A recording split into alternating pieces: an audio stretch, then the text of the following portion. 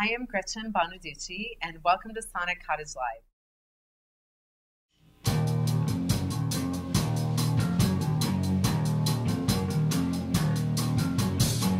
She doesn't tell truth when a lie will do.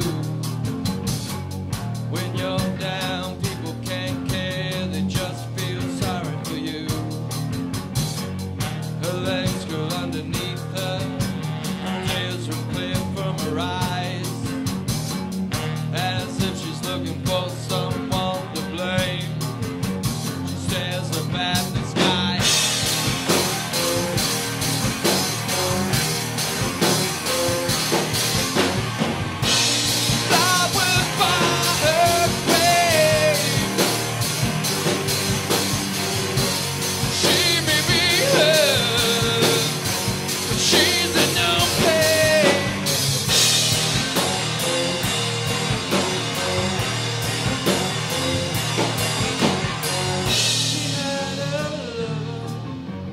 Now she lives alone, married to the mirror behind his picture and his pool home. Two pillows on the bedspread, only one's in use. She leans over like a tombstone on the night, and then she leaves the room.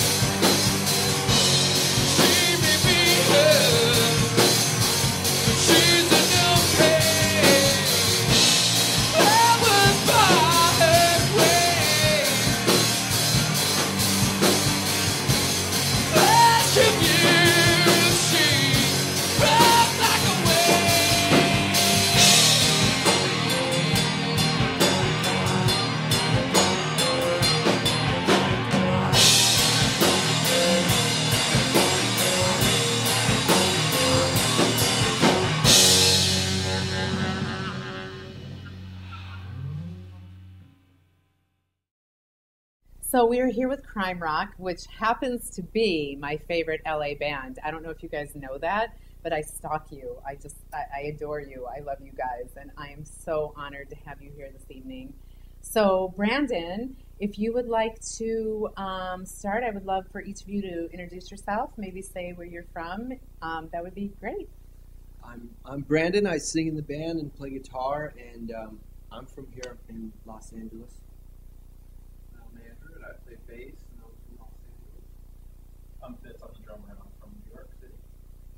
I'm Jeff. I play saxophone. Grew up in Hawaii. Wow. I did not know that. That's amazing. I thought you guys were all like a LA band. Seriously, I saw you guys at the Down and Out. I walked in, freaking fell in love with you. I've never seen anything like you. Brandon, how did you come up with this concept? I just think it's really original and really amazing. Well, it kind of first started off with Jeff and I, but I did hear something in my head. I heard loud, distorted guitars working with a baritone sax. I heard it in my head, and then when I got together with Jeff and we were kind of playing, like it actually sounded better, like coming out of speakers than it did in my head, and it just kind of just kept rolling with it, and then kind of threw in kind of like kind of like a film noir twist to it. So I love it. I've never seen anything like it. So is your set? It's like a story, right? It's a trilogy, or maybe not a trilogy. I mean, you're working towards that. But Yeah. It's a story. Like each, because I play in a band as well. We just play random songs. Your whole set is an actual story, correct? Yeah, I would say the seed of that the inspiration was old school crime radio thrillers from the 30s and the 40s, where a family would sit down in a living room and they would, for 30 minutes, they would listen to a story told to them on the radio. And so the idea was like on a record, or when you get to play live, it's usually around 30 minutes. So 30 minutes you have to like tell a story. The same way people would sit in their living room and listen to a story on the radio. We're just kind of doing the same thing. We're just in a band, It's just a band doing that. Yeah, I really have not seen anything like it. So Jerome and Valley, are those like actual people? Can you tell us a little bit about the characters that make up episode 1? Well, here's our record. It's called Episode 1 because it's the first. It's the first part of the story of these people, Jerome and Valley. They're fictional people, but some of the thought that went into their story comes from like people that I know. Not you personally, or well, it's interesting. Like I'd say my father died when I was 4 years old, and it was under mysterious circumstances. And somebody sent me his death certificate about 8 years ago, and it was like cause of death unknown. And it was like this really weird, interesting. Was it like murder? Was it like just like foul play? And I don't know. I'd spent a lot of time thinking about it, and then I was like, you know what? I'm just going to channel that energy into doing something creative, and I'm going to kind of like fill in the gaps, fill in the question marks. Yeah. With, like what I think kind of maybe happened, and then I took a little artistic license and kind of, made it a little bit more dramatic and brought in some other characters so that it kind of had an arc to it.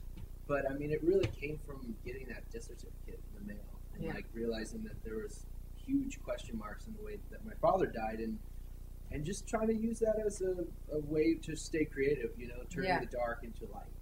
And when do you play next? Are you in LA? Like, do you guys tour around, or do you just kind of play Los Angeles for the time being? We have not toured yet. Yeah. No, we just finished our first calendar year of being a band, so we were the rookies, and we were always first on the bill, and so and kind of taking crumbs from other bands and everything, and meeting people like yourself, and which was the coolest person you ever met. Exactly. Which you wanted to say after that, and the most modest. You know what? Gotta do what you gotta do. And you guys are gonna kill me in your video next week. Which I'm really excited. Are you excited? Are you excited? Well, Andrew wasn't excited until you made the comment about his girlfriend supporting him. Oh, I'm just playing.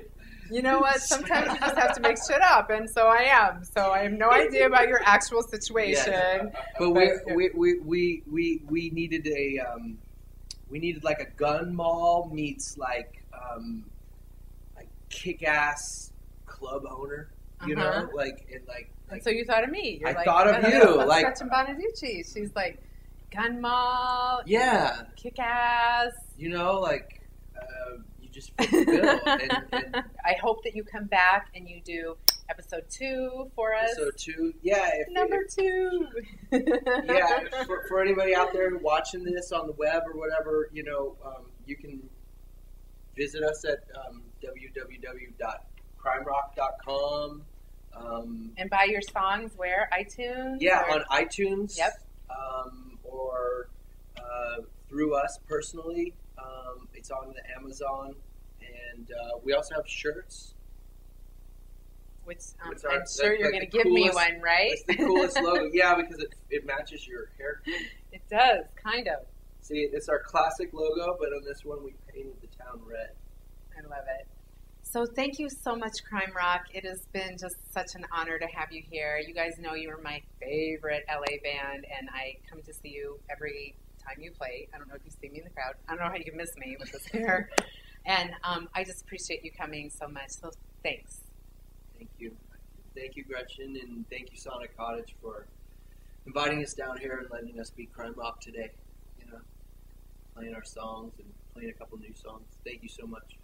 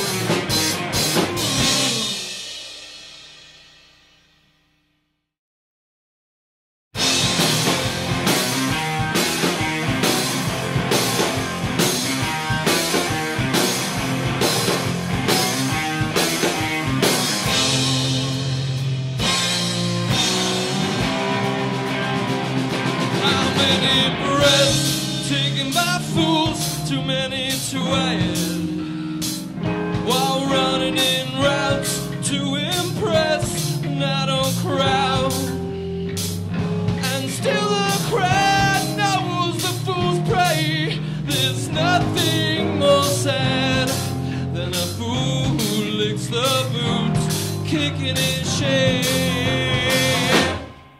So to hell with rejection, and to hell with acceptance. God must love all his discounted love, 'cause it made so many of us. He would stretch around the world a trillion times if all our covers were laid into it. If you can't laugh at yourself, you'll just be missing out on the best joke you'll know in all your life. So to hell with rejection, and to hell with acceptance. God must love all his discounted love, 'cause he made so many of us.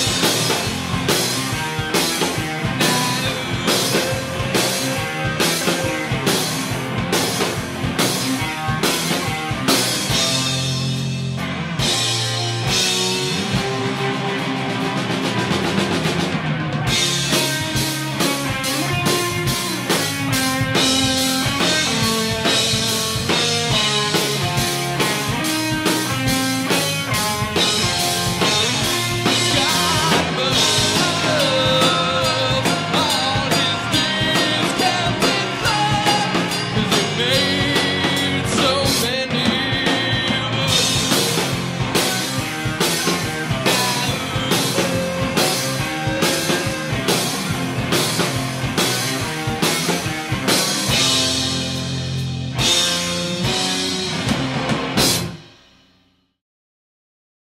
So we're here with Pamelina H, and I would like to know, are you from Los Angeles? Where are you from? No, originally from California, Monterey Bay area. And how did you start getting into art? Oh, goodness, that's been in my family for generations. So they started me as soon as I could smear paint on paper. So I've always been doing it. And what kind of medium? What do you like to do? What kind of paint I like do to you paint. use? Yeah. I use acrylic paints Okay. for everything. And I paint a lot of things, and I use acrylics across the board. What made you decide to paint on guitars? Well, I was dating a guitar player, and he asked me to paint his axe. And I thought, well, Paint okay. his ass His or his axe. Oh, okay. I would have painted his ass, too. I don't blame you. Yeah.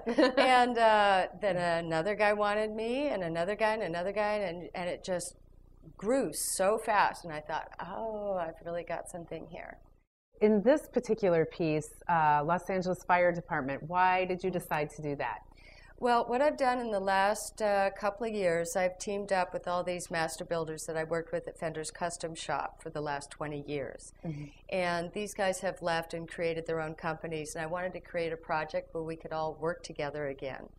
So this is part of my show that's coming up, Pamelina and the Master Builders.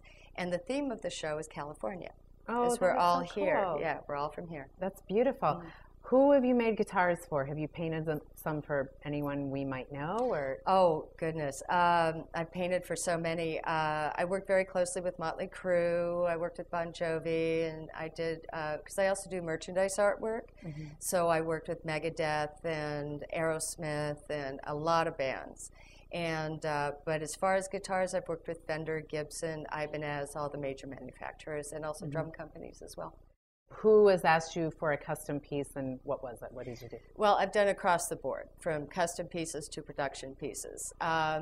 One of my favorite customers is Jennifer Batten, who played with Michael Jackson for 10 years and has done just brilliant solo projects. She's an amazing guitar player. And for her, I've done several custom pieces. She's one of my favorites. Yeah. How many guitars have you made? Like, how many of these are there out there? Is it kind of a limited edition? Oh, no. At last count, it was over 2,000. Oh, my gosh. Yeah. Wow. I've painted a lot. I'm very prolific. Yes, you are indeed.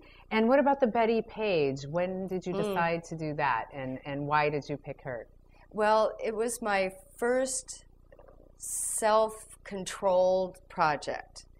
And I wanted to do Betty. I love her. She's a beautiful subject for painting. And so I went to her management and said I would love to do this with her and share the profit of the sale of the guitar. So that actually started as a guitar, and she autographed it. It was one of her last autographs.